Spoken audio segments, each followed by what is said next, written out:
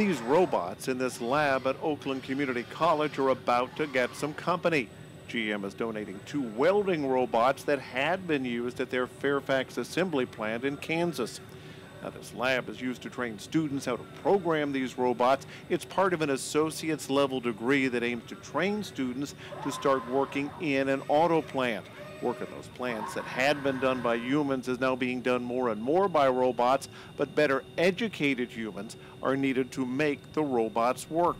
This donation from General Motors actually brings the courses to a new level. It'll teach the students in this lab how robots interact with each other, and that's something they'll see in the real world.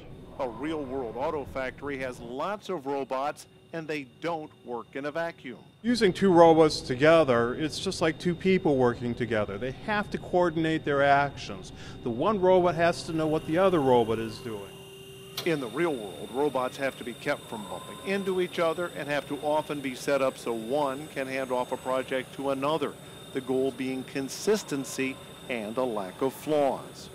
Lessons learned here are very important as the auto industry of the future becomes more and more high-tech. At Oakland Community College, I'm AutoBeat reporter Jeff Gilbert.